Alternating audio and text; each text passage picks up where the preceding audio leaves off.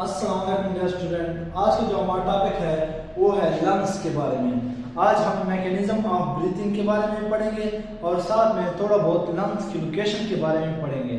तो आप सबको पता है कि लंग कौन सी जगह पर मौजूद है। तो लंग हमारे चेस्ट कैविटी के अंदर मौजूद है। लंग जो है इसके ऊपर डबल मेम्ब्रेन लेयर होती है जिसे कहते हैं प्लूरा। क्या कहते हैं? प्लूरा। और कहते हैं इन मेम्ब्रेन के दरमियान फ्लूइड होता है जिसे कहते हैं प्लूरल फ्लूइड। क्या कहते हैं? Pleural fluid. तो प्लूरल फ्लूइड यानी दो मेम्ब्रेन के दरमियान जो फ्लूइड मौजूद होता है वो प्लूरल फ्लूइड होता है जो कि इंस्पायरेशन और एक्सपायरेशन में भी मदद करता है। इस तो देखते हैं कि मैकेनिज्म ऑफ ब्रीथिंग को। मैकेनिज्म ऑफ ब्रीथिंग में देखा जाए तो आप सबको पता है मैकेनिज्म ऑफ ब्रीथिंग कि ब्रीथिंग किसे कहते हैं? सांस लेना और बाहर निकालना ब्रीथिंग कहलाता है। ठीक हो गया। तो ब्रीथिंग में दो टाइप्स हमारे पास आ जाते हैं। ब्रीथिंग के मैकेनिज्म ऑफ ब्रीथिंग में हमारे पास दो चीजें आ जाती हैं। कौन कौन सी? एक है इंस्पायरेशन और एक है एक्सपायरेशन। इंस्पायरेशन और एक्सपायरेशन। इंस्पायरेशन को इनहेलेशन भी कहते हैं। क्या कहते हैं? इनहेलेशन। और जबकि एक्सपायरेशन को एक्सहेलेशन भी कहते हैं। तो डियर स्टूडेंट, इंस्पायरेशन का क्या मतलब है या इनहेलेशन का क्या मतलब है? सांस का लेना इंस्पायरेशन कहलाता है, जबकि एक्सपायरेशन या एक्सहेलेशन का मतलब है सांस का बाहर निकालना। क्या कहलाता है? एक्सपायरेशन या एक्सहेलेशन कहलाता है। तो आइए देखते हैं हम इंस्पायरेशन के बारे में डिटेल के साथ। तो इंस्पायरेशन में हम देखेंगे कि कौन कौन सी चीजें कंट्रैक्ट हो रही हैं, क्या चीजें बढ़ रहा है इसमें। तो पहला है इंस्पायरेशन। तो इंस्पायरेशन में क्या होता है? तो आइए देखते हैं इंस्पायरेशन को। तो इंस्पायरेशन में क्या होता है? सांस लेना। कहते हैं जब हम सांस लेते हैं तो रिब्स मसल आपको पता होगा कि दो रिब्स के दरमियान जो गोश्त होता है उसे रिब्स मसल कहते हैं। इसके अलावा इसका दूसरा नाम भी है, इसे इंटरकोस्टल मसल भी कहते हैं। क्या कहते हैं? इंटरकोस्टल। इंटर क्या होता है? दरमियान। Intercostal muscle. ठीक हो गया।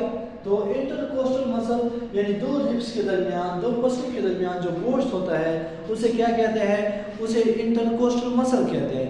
तो कहते हैं जब हम इंस्पायर करते हैं, इंस्पायरेशन करते हैं, जब हम सांस लेते हैं, इस तरह जब हम सांस लेते हैं फिर इसमें क्या होता है कि जो रिब मसल है वो कॉन्ट्रैक्ट हो जाते हैं। क्या हो जाते हैं?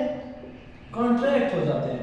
इसके अलावा डायफ्राम भी जो है वो भी कॉन्ट्रैक्ट हो जाता है। तो जब ये कॉन्ट्रैक्ट हो जाते हैं, रिब मसल कॉन्ट्रैक्ट हो जाते हैं तो ये ऊपर की तरफ उभर जाते हैं। ठीक हो गया। तो ये फिर क्या हो जाते हैं? रेज्ड हो जाते हैं। जैसे कि मैं अभी सांस ले रहा हूं, ये देखिए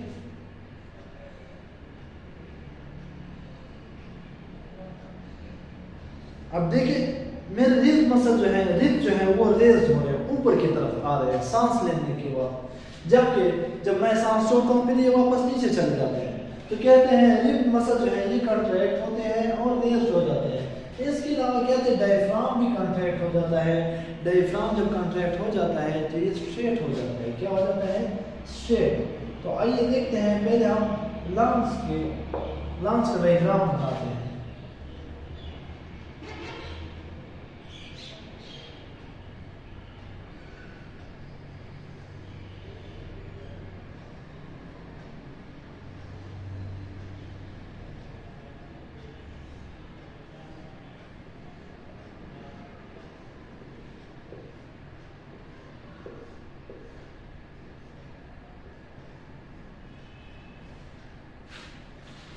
तो ये लंग्स का डायग्राम है। इसमें ये जो है ये रिब्स मसल है। क्या है?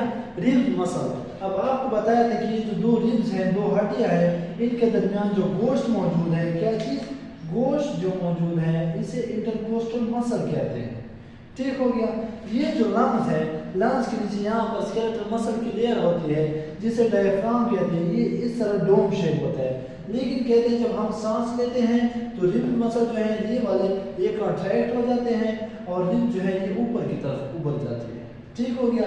इसके अलावा डायफ्राम जो है ये भी कॉन्ट्रैक्ट हो जाता है। ये जो डोम शेप है, डोम शेप से ये क्या हो जाएगा, ये स्ट्रेट हो जाएगा। क्या हो जाएगा, स्ट्रेट हो जाएगा। अब जब ये ऊपर की तरफ चले गए चेस्ट और जो डायफ्राम है ये सीधा हो गया तो यहाँ पर कहते हैं वॉल्यूम इंक्रीज हो जाता है। क्या चीज, चेस्ट कैविटी के अंदर क्या चीज हो जाता है, वॉल्यूम इंक्रीज हो जाता है।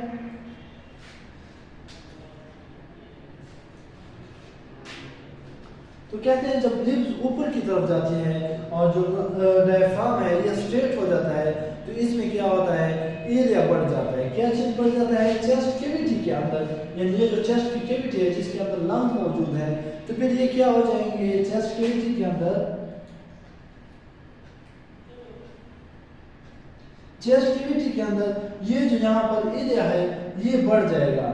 तो जब कहते हैं कि रिब्स ऊपर की तरफ चले जाते हैं, कॉन्ट्रैक्ट होकर रिब्स मसल जो है इंटरकोस्टल मसल कॉन्ट्रैक्ट हो जाते हैं, ऊपर की तरफ चले जाते हैं, जब ये डायफ्राम जो होता है वो क्या हो जाता है, वो स्ट्रेट हो जाता है, तो यहाँ पर एरिया जो है लंग्स के लिए वो बढ़ जाता है। तो फिर लंग्स जो पहले इस तरह थे ये फिर फूल जाते हैं। क्या हो जाते हैं, लंग्स फूल जाते हैं, यानी एरिया क्या हो गया, इंक्रीज हो गया।